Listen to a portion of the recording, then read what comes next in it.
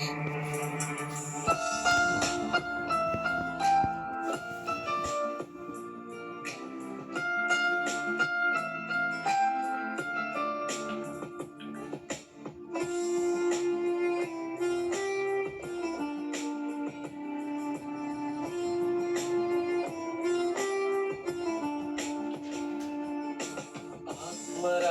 ದೇವರೇ ಬಂದಿರಿ, ನನ್ನ ಒಳಗೆ ವಾಸಿಸ ಬಂದಿರಿ.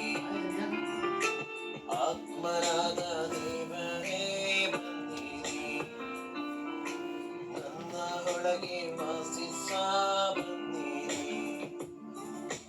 ದಾರಿ ನಿನ್ನ ನಾ ಹುಡುಕುವೆ, ಸ್ವರ್ಗದಿಂದ ತೆರೆದಿಳಿದು ಬಂದಿರಿ. ದಾರಿ ನಿನ್ನ ನಾ ಹುಡುಕುವೆ, ಸ್ವರ್ಗ ತೆರೆದು ಇಳಿದು ಬಂದಿರಿ. ಆತ್ಮರಾದ ದೇವರೇ ಬಂದಿರಿ, ನನ್ನ ಒಳಗೆ ವಾಸಿಸ ಬಂದಿರಿ. ಆತ್ಮರಾದ ದೇವರೇ ಬಂದಿರಿ, ನನ್ನ ಒಳಗೆ ವಾಸಿಸ ಬಂದಿರಿ.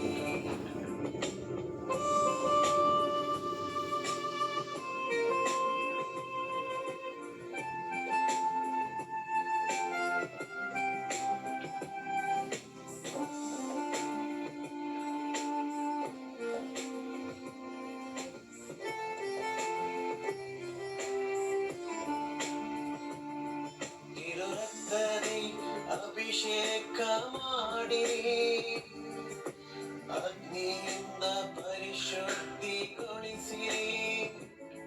ತಿರು ರಕ್ತದಿ ಅಭಿಷೇಕ ಮಾಡಿರಿ, ಅಗ್ನಿಯಿಂದ ಪರಿಶುದ್ಧಿಗೊಳಿಸಿರಿ. ಆತ್ಮರಾದ ದೇವರೇ ಬಂದಿರಿ, ನನ್ನ ಒಳಗೆ ವಾಸಿಸ ಬಂದಿರಿ. ಆತ್ಮರಾದ ದೇವರೇ ಬಂದಿರಿ, ನನ್ನ ಒಳಗೆ ವಾಸಿಸ ಬಂದಿರಿ. ಯೇಸುಸ್ವಾಮಿ ನಿರ್ಜನ ಪ್ರದೇಶದಲ್ಲಿ ಪ್ರಾರ್ಥನೆ ಮಾಡುತ್ತಿದ್ದಂಥ ಸಂದರ್ಭದಲ್ಲಿ ಶಿಷ್ಯರಲ್ಲೊಬ್ಬನು ಅವರ ಬಳಿ ಬಂದು ಕೇಳಿದನು, ಪ್ರಭುವೇ, ನಮಗೂ ಪ್ರಾರ್ಥನೆ ಮಾಡಲು ಕಲಿಸಿರಿ. ಅವನ ಬೇಡಿಕೆಗೆ ಪ್ರತಿಕ್ರಿಯೆ ಎಂಬಂತೆ ತನ್ನ ಶಿಷ್ಯರಿಗೂ ಮತ್ತು ಧರ್ಮಸಭೆಗೂ ಮೂಲಭೂತ ಪ್ರಾರ್ಥನೆಯನ್ನು ಪ್ರಭು ಕ್ರಿಸ್ತರು ಕಲಿಸಿದರು. 7 ಕೋರಿಕೆಗಳನ್ನು ಒಳಗೊಂಡ ಈ ಪ್ರಾರ್ಥನೆಯನ್ನು ನಾವು ಮತ್ತಾಯನ ಶುಭ ಸಂದೇಶದಲ್ಲಿ ಕಾಣುತ್ತೇವೆ. ಸ್ವರ್ಗದಲ್ಲಿರುವ ಓ ನಮ್ಮ ತಂದೆಯೇ ಎಂದು ಆರಂಭಗೊಳ್ಳುವಂಥ ಈ ಪ್ರಾರ್ಥನೆಯಲ್ಲಿ ಇಡೀ ಶುಭ ಸಂದೇಶದ ಸಾರಾಂಶ ಅಡಗಿದೆ. ಪಿತದೇವನ ಪ್ರಾರ್ಥನೆಯನ್ನು ಪ್ರಭು ಯೇಸುವೇ ನಮಗೆ ಕಲಿಸಿಕೊಟ್ಟಿದ್ದಾರೆ. ಇನ್ನೊಂದು ಅರ್ಥದಲ್ಲಿ ಹೇಳುವುದಾದರೆ, ಪಿತನು ನೀಡಿದ ಪದಗಳನ್ನು ಸುತದೇವರು ನಮಗೆ ಕರುಣಿಸುತ್ತಾರೆ. ಅವರೇ ನಮ್ಮ ಪ್ರಾರ್ಥನೆಯ ಗುರುವಾಗಿದ್ದಾರೆ. ಅವರೇ ನಮಗೆ ಪ್ರಾರ್ಥನೆಯ ಆದರ್ಶಪ್ರಾಯರಾಗಿದ್ದಾರೆ. ನಾವು ದೇವರನ್ನು ತಂದೆಯೇ ಎಂದು ಕರೆಯಬಹುದು, ಕಾರಣ ಅವರ ಪುತ್ರ ಮನುಷ್ಯಾವತಾರ ತಾಳಿದರು ಮತ್ತು ಅವರ ಆತ್ಮ ಇವರನ್ನು ನಮಗೆ ಪ್ರಕಟಪಡಿಸಿದ್ದಾರೆ.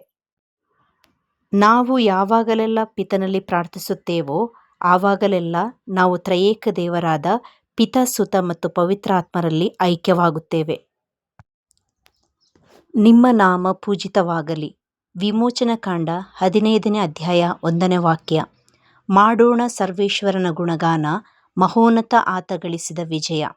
ಕುದುರೆಗಳನ್ನು ರಾಹುತರನ್ನು ಕಡಲಲ್ಲಿ ಕೆಡವಿ ಹಾಕಿ ನಾಶ ಮಾಡಿದನು. ಫಿಲಿಪ್ಪಿಯರಿಗೆ ಬರೆದ ಪತ್ರ 2ನೇ ಅಧ್ಯಾಯ 9ನೇ ವಾಕ್ಯ 9ರಿಂದ 14 ತನಕ ಇರುವಂಥ ವಾಕ್ಯಗಳು. ಎಂತಲೇ ಪರಮೋನ್ನತ ಸ್ಥಾನಕ್ಕೇರಿಸಿದಾತನನ್ನು ಇತ್ತನು ಹೆಸರುಗಳಲ್ಲೊತ್ತಮ ಹೆಸರನ್ನು ದೇವಪರಮನು. ಏಸುವಿನ ಹೆಸರಿಗೆಂದೇ ಮೊಣಕಾಲೂರಿ ಮಣಿವರು ಸ್ವರ್ಗವಾಸಿಗಳು, ಭೂನಿವಾಸಿಗಳು, ಪಾತಾಳ ಜೀವರಾಶಿಗಳು. ಕ್ರಿಸ್ತ ಯೇಸುವೇ ಪ್ರಭು ಎಂದೆಲ್ಲರಿಗೆ ಅರಿಕೆ ಮಾಡುವರು. ನಿಮ್ಮ ರಾಜ್ಯ ಬರಲಿ. ಯೋವಾನನು ಬರೆದ ಶುಭ ಸಂದೇಶ 14ನೇ ಅಧ್ಯಾಯ 13ನೇ ವಾಕ್ಯ. ಇವಲ್ಲದೆ ನೀವು ನನ್ನ ಹೆಸರಿನಲ್ಲಿ ಕೇಳಿಕೊಳ್ಳುವುದನ್ನೆಲ್ಲ ಮಾಡುತ್ತೇನೆ, ಹೀಗೆ ಪಿತನಿಗೆ ಪುತ್ರನಲ್ಲಿ ಮಹಿಮೆ ಉಂಟಾಗುವುದು. ಯೋಹಾನನು ಬರೆದ ಶುಭ ಸಂದೇಶ 18ನೇ ಅಧ್ಯಾಯ 16ನೇ ವಾಕ್ಯ. ನೀವು ನನ್ನನ್ನು ಆರಿಸಿಕೊಳ್ಳಲಿಲ್ಲ, ನಾನೇ ನಿಮ್ಮನ್ನು ಆರಿಸಿಕೊಂಡಿದ್ದೇನೆ. ನೀವು ಲೋಕಕ್ಕೆ ಹೋಗಬೇಕು, ಸಫಲರಾಗಬೇಕು, ಆ ಫಲ ಶಾಶ್ವತವಾಗಿರಬೇಕೆಂದೇ ನಿಮ್ಮನ್ನು ನೇಮಿಸಿದ್ದೇನೆ. ಹೀಗಿರಲಾಗಿ ನೀವು ನನ್ನ ಹೆಸರಿನಲ್ಲಿ ಪಿತನಿಂದ ಏನು ಕೇಳಿದರೂ ನಿಮಗೆ ಅದು ಸಿಗುವುದು. ನಿಮ್ಮ ಚಿತ್ತ ಸ್ವರ್ಗದಲ್ಲಿ ನೆರವೇರುವ ಪ್ರಕಾರ ಈ ಭೂಲೋಕದಲ್ಲಿಯೂ ನೆರವೇರಲಿ. ರೋಮನರಿಗೆ ಬರೆದ ಪತ್ರ 14ನೇ ಅಧ್ಯಾಯ 17ನೇ ವಾಕ್ಯ. ಏಕೆಂದರೆ ದೇವರ ಸಾಮ್ರಾಜ್ಯ ತಿನ್ನುವುದರಲ್ಲಿ ಕುಡಿಯುವುದರಲ್ಲಿ ಅಲ್ಲ, ಪವಿತ್ರಾತ್ಮ ಅವರಿಂದ ಬರುವ ಸತ್ಸಂಬಂಧ, ಶಾಂತಿ, ಸಮಾಧಾನ ಮತ್ತು ಸಂತೋಷ ಇವುಗಳಲ್ಲಿ ಅಡಗಿದೆ. 1 ತಿಮೋತಿ 2ನೇ ಅಧ್ಯಾಯ 3 ಮತ್ತು 4 ವಾಕ್ಯಗಳು. ಹೀಗೆ ಮಾಡುವುದು ಒಳ್ಳೆಯದು, ನಮ್ಮ ಉದ್ಧಾರಕರಾದ ದೇವರಿಗೆ ಮೆಚ್ಚುಗೆಯಾದುದು. ಎಲ್ಲ ಮಾನವರು ಸತ್ಯವನ್ನರಿತು ಜೀವೋದ್ಧಾರ ಪಡೆಯಬೇಕೆಂಬುದೇ ದೈವಿಚ್ಛೆ. ನಮ್ಮ ಅನುದಿನದ ಆಹಾರವನ್ನು ನಮಗಿಂದು ಕೊಡಿರಿ ಎಂದು ಹೇಳುವಾಗ ತಮಗೆ ಬೇಕಾದುದೆಲ್ಲವನ್ನು ತನ್ನ ತಂದೆಯಿಂದ ಕೇಳುವ ಮಕ್ಕಳ ವಿಶ್ವಾಸ ಅದೆಷ್ಟೋ ಸುಂದರ. ಆತನು ಒಳ್ಳೆಯವರ ಮೇಲೂ ಕೆಟ್ಟವರ ಮೇಲೂ ತಮ್ಮ ಸೂರ್ಯ ಉದಯಿಸುವಂತೆ ಮಾಡುತ್ತಾನೆ, ನೀತಿವಂತರ ಮೇಲೂ ಅನೀತಿವಂತರ ಮೇಲೂ ಮಳೆಗೆರೆಯುತ್ತಾನೆ. ಕೀರ್ತನೆಗಳ ಗ್ರಂಥ 104ನೇ ಅಧ್ಯಾಯ 27ನೇ ವಾಕ್ಯ. ಸಕಾಲದಲ್ಲೊದಗಿಸುವೆ ಆಹಾರವನ್ನು, ನಂಬಿಕೊಂಡಿವೆ ಈ ಜೀವಿಗಳು ನಿನ್ನನ್ನು. ಮತ್ತಾಯನು ಬರೆದ ಶುಭ ಸಂದೇಶ 6ನೇ ಅಧ್ಯಾಯ 26ನೇ ವಾಕ್ಯ.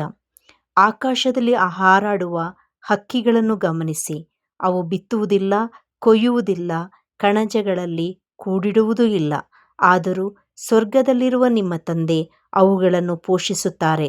ಹಕ್ಕಿಗಳಿಗಿಂತ ನೀವು ಎಷ್ಟೋ ಮೇಲಾದವರಲ್ಲವೇ. ಮತ್ತಾಯನು ಬರೆದ ಶುಭ ಸಂದೇಶ 4:4. ಮಾನವನು ಜೀವಿಸುವುದು ಆಹಾರದಿಂದ ಮಾತ್ರವಲ್ಲ, ದೇವರಾಡುವ ಪ್ರತಿಯೊಂದು ನುಡಿಯಿಂದ. ಲೌಕಿಕ ಮತ್ತು ಆಧ್ಯಾತ್ಮಿಕ ಆಹಾರವನ್ನು ನಮಗಿಂದು ಕೊಡಿರಿ ಎಂದು ತಮ್ಮ ತಂದೆಯಲ್ಲಿ ಕೇಳುವ ಮಕ್ಕಳ ಸ್ವರವೇ ಈ 4ನೆಯ ಕೋರಿಕೆ. ನಮಗೆ ತಪ್ಪು ಮಾಡಿದವರನ್ನು ನಾವು ಕ್ಷಮಿಸುವ ಪ್ರಕಾರ ನಮ್ಮ ತಪ್ಪುಗಳನ್ನು ಕ್ಷಮಿಸಿರಿ. ಎಫೆಸರಿಗೆ ಬರೆದ ಪತ್ರ 1ನೇ ಅಧ್ಯಾಯ 7ನೇ ವಾಕ್ಯ.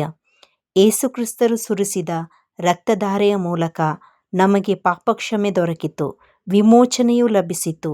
ಇದು ದೇವರ ಅನುಗ್ರಹದ ಶ್ರೀಮಂತಿಕೆಯೇ ಸರಿ.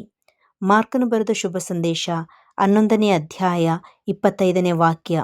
ಇದಲ್ಲದೆ ನೀವು ಪ್ರಾರ್ಥನೆ ಮಾಡುವಾಗಲೆಲ್ಲ ಯಾರಿಗಾದರೂ ವಿರೋಧವಾಗಿ ನಿಮ್ಮ ಮನಸ್ಸಿನಲ್ಲಿ ಏನಾದರೂ ಇದ್ದರೆ ಅದನ್ನು ಕ್ಷಮಿಸಿಬಿಡಿ. ಆಗ ಸ್ವರ್ಗದಲ್ಲಿರುವ ನಿಮ್ಮ ತಂದೆಯೂ ಸಹ ನಿಮ್ಮ ತಪ್ಪುಗಳನ್ನು ಕ್ಷಮಿಸುವರು. ನಮ್ಮನ್ನು ಶೋಧನೆಗೆ ಒಳಪಡಿಸಬೇಡಿ. ಮತ್ತಾಯನು ಬರೆದ ಶುಭ ಸಂದೇಶ 26ನೇ ಅಧ್ಯಾಯ 41ನೇ ವಾಕ್ಯ. ಪ್ರಲೋಭನೆಗೆ ಒಳಗಾಗದಂತೆ ಎಚ್ಚರವಾಗಿದ್ದು ಪ್ರಾರ್ಥನೆ ಮಾಡಿರಿ. ಆತ್ಮಕ್ಕೇನೋ ಆಸಕ್ತಿ ಇದೆ, ಆದರೆ ದೇಹಕ್ಕೆ ಶಕ್ತಿ ಸಾಲದು. ಗಲಾತ್ಯರಿಗೆ ಬರೆದ ಪತ್ರ 5ನೇ ಅಧ್ಯಾಯ 25ನೇ ವಾಕ್ಯ. ಪವಿತ್ರಾತ್ಮ ನಿಮ್ಮ ಜೀವಾಳವಾಗಿದ್ದರೆ ಅವರೇ ನಮ್ಮ ಜೀವನದ ಮಾರ್ಗದರ್ಶಿಯೂ ಆಗಿರಬೇಕು. ಕೇಡಿನಿಂದ ನಮ್ಮನ್ನು ರಕ್ಷಿಸಿರಿ. ಮಾನವರಿಂದ ಜಯಿಸಲಾಗದ ಶೋಧನೆಗಳೇನೂ ನಮಗೆ ಬಂದಿಲ್ಲ. ದೇವರು ಕೊಟ್ಟ ಮಾತಿಗೆ ತಪ್ಪಲಾರರು. ಗೆಲ್ಲಲಾಗದ ಶೋಧನೆಗಳಿಗೆ ನಿಮ್ಮನ್ನೆಂದಿಗೂ ಗುರಿಪಡಿಸಲಾರರು. ಶೋಧನೆಗಳು ಬಂದಾಗ ಅವುಗಳನ್ನು ಸಹಿಸಿಕೊಳ್ಳುವ ಶಕ್ತಿಯನ್ನು, ತಪ್ಪಿಸಿಕೊಳ್ಳುವ ಮಾರ್ಗವನ್ನು ಅವರೇ ಒದಗಿಸುತ್ತಾರೆ. 1 ಕೊರಿಂಥ 6:13. ಜಾಗರೂಕರಾಗಿರಿ, ವಿಶ್ವಾಸದಲ್ಲಿ ದೃಢವಾಗಿರಿ, ಧೈರ್ಯಶಾಲಿಗಳಾಗಿರಿ, ಸ್ಥೈರ್ಯದಿಂದ ಬಾಳಿರಿ. ಯೋಹಾನನಿಗೆ ಬರೆದ ಶುಭ ಸಂದೇಶ 17ನೇ ಅಧ್ಯಾಯ 15ನೇ ವಾಕ್ಯ. ಶಿಷ್ಯರಿಗಾಗಿ ಪ್ರಾರ್ಥನೆಯಲ್ಲಿ ಪ್ರಭು ಯೇಸುವೆ ಹೀಗೆಂದು ಪ್ರಾರ್ಥನೆ ಮಾಡಿದರು. ಇವರನ್ನು ಲೋಕದಿಂದ ತೆಗೆದು ಬಿಡಬೇಕೆಂದು ನಾನು ನಿಮ್ಮನ್ನು ಕೇಳುತ್ತಿಲ್ಲ, ಆದರೆ ಕೇಡಿಗನಿಂದ ಇವರನ್ನು ಕಾಪಾಡಬೇಕೆಂದು ಕೇಳಿಕೊಳ್ಳುತ್ತೇನೆ. ಆಮೆನ್.